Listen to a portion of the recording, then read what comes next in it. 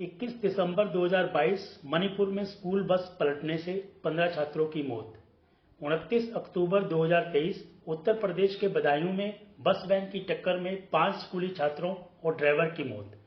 30 जनवरी 2024 UP के Bareilly Mathura road पर school van की टक्कर से 2 छात्रों सहित 3 की मौत। 7 मार्च 2024 यूपी के उन्नाव में स्कूल वैन पलटने से 1 छात्र की मौत, 7 घायल। 31 मार्च 2024 बच्चों को परीक्षण के लिए ले जा रही एसयूवी दिल्ली मेरठ एक्सप्रेसवे पर खड़े ट्रक से टकरा गई, 3 की मौत।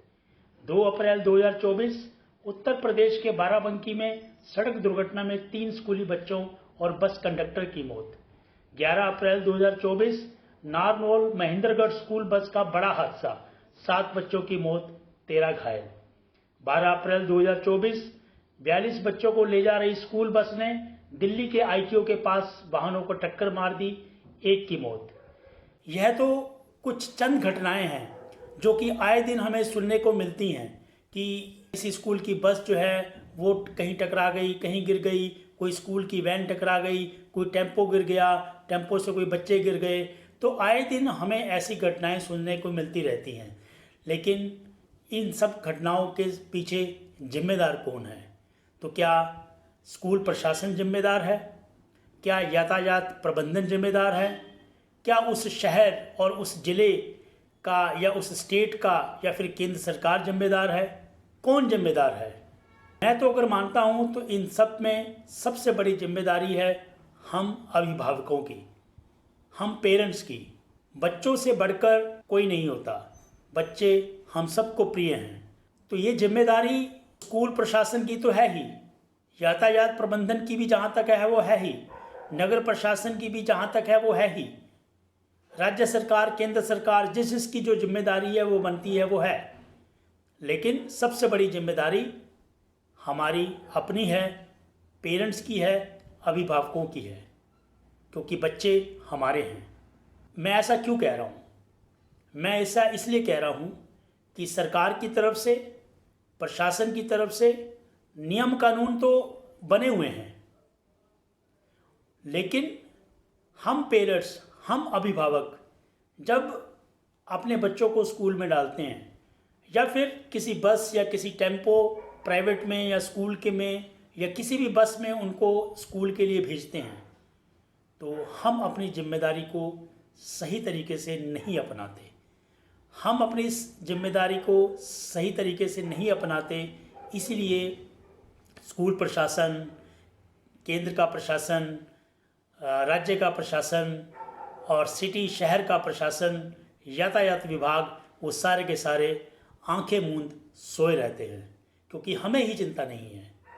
तो इसलिए ये जिम्मेदारी हमारी ही बनती है कि हमने अपने बच्चों को कैसे सुरक्षित रखना है, कैसे उनको सही तरीके से समय पर सुरक्षित स्कूल पहुंचाना है।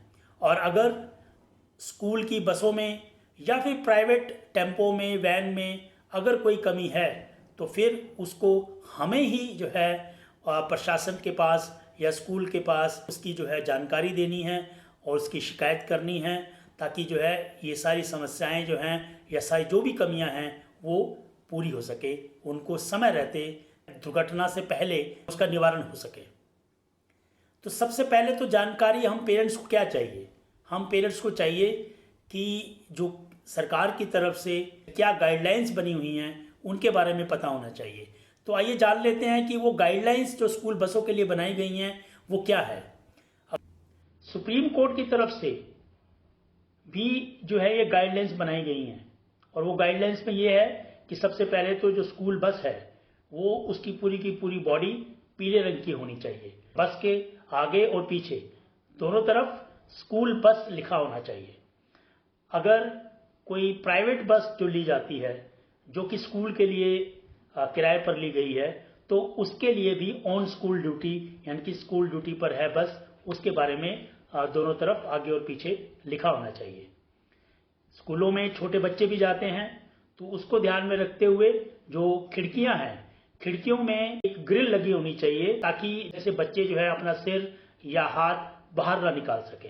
बस में फर्स्ट एड बॉक्स होना चाहिए, जिसमें कि ऐसी दवाइयां जो कि चोट लगने पर या कुछ ऐसी दुर्घटना होने पर या किसी को बीमार होने पर ऐसी जो दवाइयाँ जो आम यूज़ होती हैं वो उसमें होनी चाहिए, और उस दवाई का यूज़ भी जो है वहाँ पे जो अटेंडेंट है उसको पता होना चाहिए।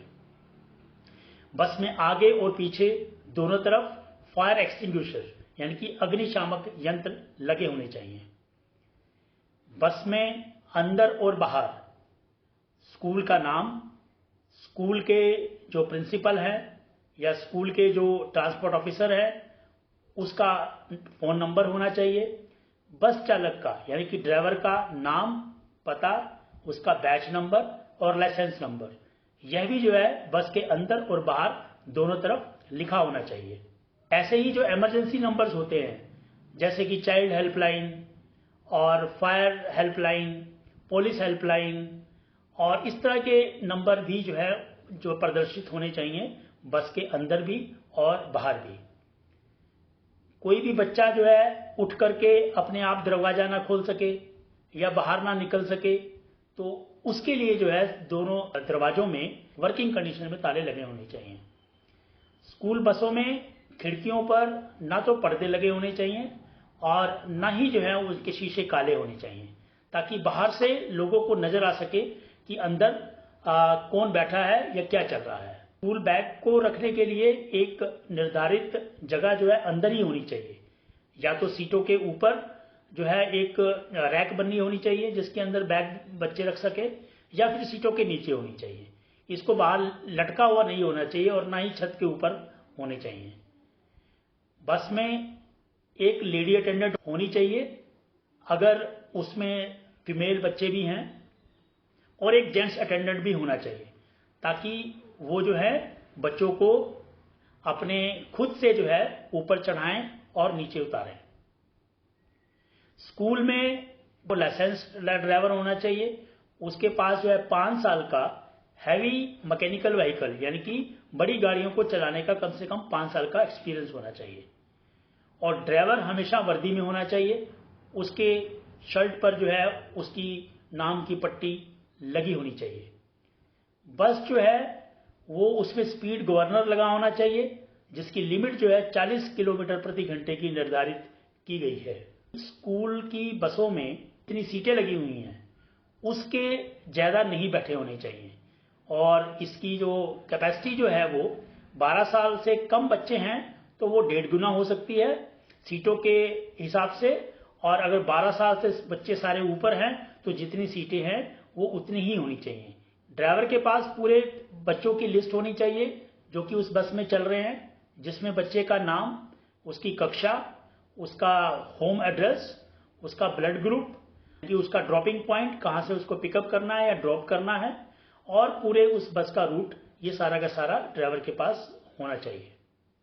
इमरजेंसी के लिए उसमें एक घंटी या एक सायरन होना चाहिए। बस के अंदर पीने के पानी की व्यवस्था होनी चाहिए। छोटे बच्चों के लिए अगर उसको पिकअप पॉइंट पे कोई लेने नहीं आता है तो ये ड्राइवर और जो अंदर बैठा हुआ स्टाफ है या कंडक्टर है या अटेंडेंट है उनकी जिम्मेदारी है कि वो उन बच्चों को वापस स्कूल में ले जाएं और स्कूल प्रशासन को बताएं कि इनको लेने के लिए कोई नहीं आया, ताकि वो उचित कार्रवाई उनसे पेरेंट्स से संपर्क करके और उनको उचित कार्रवाई कर सकें। स्कूल बसों में पिछले 4-5 सालों से जीपीएस लगाने का भी निर्देश दे दिया गया है, यानी कि स्कूल बसों में जीपीएस सिस्टम भी लगा होना चाहिए ताकि उसको ट्रैक कर सकें। और इस जीपीएस सिस्टम की जो रिकॉर्डिंग है वो 60 दिनों तक सुरक्षित रहनी चाहिए। ड्राइवरों को ये भी निर्देश हैं कि वो बच्चों से ज़्यादा बातचीत ना करें, उनसे ज़्यादा ना घुले मिलें, केवल एक उचित सीमा तक ही उनको बच्चों से बातचीत करने की या घुलने मिलने की इजाज़त है। सीटें जो हैं वो आग पकड़ने वाली सामग्री से ना बनी हों। पीछे और आगे 2 इमरजेंसी डोर होने चाहिए। इसकी जानकारी बच्चों को भी होनी चाहिए। जहाँ जहाँ डोर है उसको कैसे खोलना है इसकी भी जानकारी बच्चों को भी होनी चाहिए और अटेंडेंट्स को भी होनी चाहिए।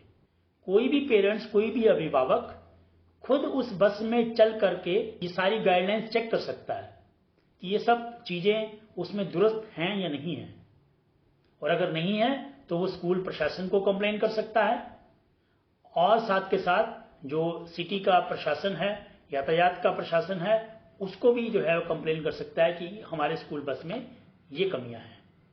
सुप्रीम कोर्ट की तरफ से पेरेंट्स यानी कि अभिभावकों के लिए भी जो है कुछ जिम्मेदारियां सौंपी गई हैं, और उनमें से सबसे पहली तो यही है कि वो समय पर जो है अपने बच्चे को छोड़ करके जाएं और लेकर के जाएं।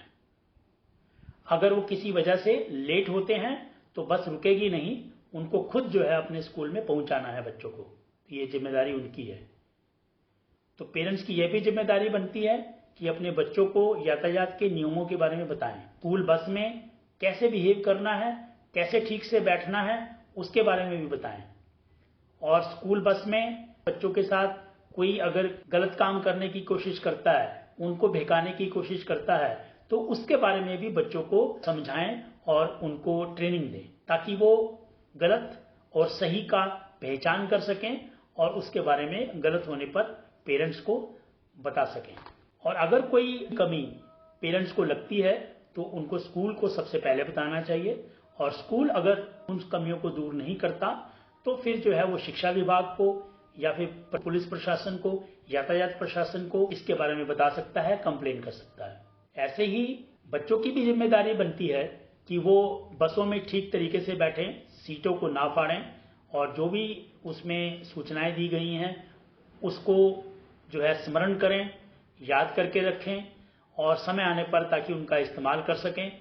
और बसों में साफ सफाई रखें, शरारत ना करें और ना ही झगड़ा करें, और बस के अटेंडेंट से या फिर ड्राइवर से जो है उचित दूरी बना करके रखें।